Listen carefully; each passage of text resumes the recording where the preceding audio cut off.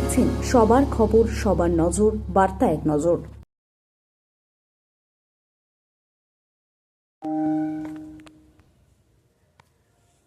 অবৈধ টাকার বরাদ্দ অর্থ ফেরত দেওয়ার অভিযোগ। কাটমানির টাকা ফেরত চেয়ে বাজারে পড়ল পোস্টার। মালদার ইংরেজবাজার পুরসভা ৪ নম্বর ওয়ার্ডের গৌরবঙ্গ হকার্স কর্নারে বাজারে এদিন এই এলাকার ঘটনা। অভিযোগ ৪ নম্বর ওয়ার্ডের তৃণমূল কাউন্সিলর অশোক সাহার বিরুদ্ধে, যদিও সমস্ত অভিযোগ অস্বীকার কাউন্সিলরের। এই ঘটনাকে ঘিরে ব্যাপক চাঞ্চল্য। মালদার ইংরেজবাজার শহরের ২ নম্বর কলোনি সংলগ্ন এলাকায় রয়েছে এই বাজার। বছর তিনেক আগে এই বাজারে নতুন করে সংস্কার হয়। এই সময় প্রায় ১৫০টি দোকান এবং প্ল্যাটফর্ম বিক্রি করা হয়। বাজারে রয়েছে সবজি, মাছ, মাংস, মুদিখানার দোকান। ব্যবসায়ীদের অভিযোগ, তাদেরকে যে স্লিপ দেওয়া হয়েছে তার থেকে অনেক বেশি অর্থ নেওয়া হয়েছে। আর এই অত্যাধিক কাটমানির টাকা ফেরত দিতে এই মঙ্গলবার সকালবেলা গোটা বাজার জুড়ে পড়ে পোস্টার। পোস্টারে লেখা রয়েছে, প্ল্যাটফর্ম, দোকানঘর বিক্রির নামে যে কাটমানি নেওয়া হয়েছে তা ফেরত দিতে হবে। যদিও নিজের বিরুদ্ধে ওটা সমস্ত অভিযোগ অস্বীকার করেন কাউন্সিলর। তিনি জানিয়েছেন, যারা অভিযোগ করছে এতদিন কেন তারা অভিযোগ রাখেনি। সরকার পরিবর্তন হয়েছে, রাজনৈতিক চক্রান্তের কারণে এই ধরনের পোস্টার লাগানো। কার্যত কাউন্সিলরের পাশে দাঁড়ানো ইংরেজবাজার পৌরসভার চেয়ারম্যান কৃষ্ণেন্দু নারায়ণ চৌধুরী পৌরসভা কাউন্সিলরকে তীব্র কটাক্ষ করেন জেলা বিজেপি নেতৃত্ব।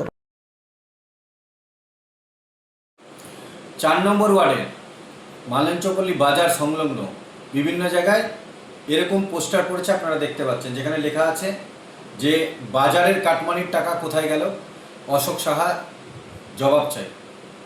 আমরা ভারতীয় জনতা পার্টি বলতে চাই যে সেখানকার গরিব খেটে খাওয়া যে মানুষ, দরিদ্র মানুষ যারা ফুটে বসে ব্যবসায় করে, তাদের সেই গরিব মানুষগুলোর কাছে এই অশোক সাহা নাকি প্ল্যাটফর্ম বিক্রির নাম করে সেখানে একটা পৌরসভার যে স্লিপ ১ টাকা নিয়েছে এবং বাকি টাকাটা প্রচুর টাকা পরিমাণের টাকা কাটমানি নিয়েছে সেখানকার ব্যবসায়ীদের দাবি করছে।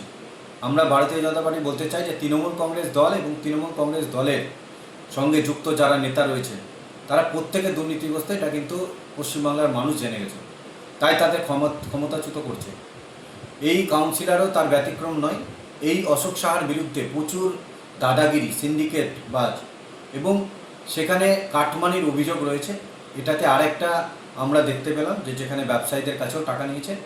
আমরা ব্যবসায়ীদের কাছে অনুরোধ করছি, আপনারা প্রশাসনের দ্বারস্থ হন এবং প্রশাসনের কাছে আমরা ভারতীয় জনতা পার্টি অনুরোধ করছি যে এই ব্যবসায়ীদের পাশে দাঁড়িয়ে এই অশোক সাহা যদি কাটমানি নিয়ে থাকে তাহলে এর বিরুদ্ধে কঠোর থেকে কঠোরতম ব্যবস্থা কিন্তু এই প্রশাসন যেন নেন।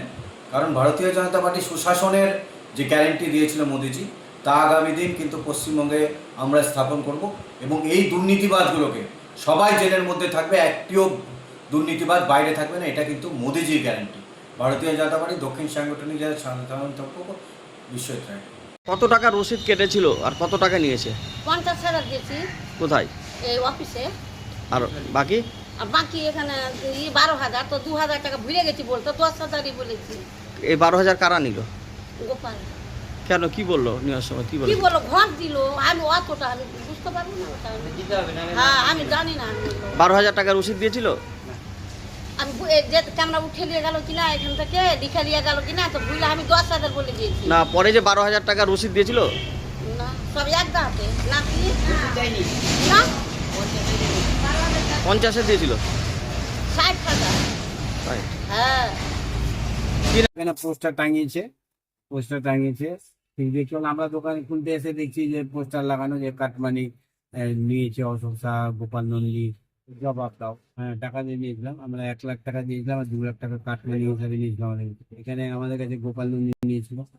এই সেই যে 12টা দোকান আছে, ওই গৌরবঙ্গ হকার মার্কেট বলছি। এখানে এই ঘর হিসাবে 12টা আছে, আর প্ল্যাটফর্ম হিসাবে মোটামুটি 150 ঘর আছে সব। হ্যাঁ, কাটমানি নিয়েছে, ডাইরেক্ট কাটমানি নিয়েছে। আগামী সরকার আমাদের এগুলো পয়সা জোর করে ভয় দেখিয়ে নিয়েছে। এখন সুষ্ঠুভাবে আমরা আমাদের কাটমানিটা ফেরত পেতে যাচ্ছি।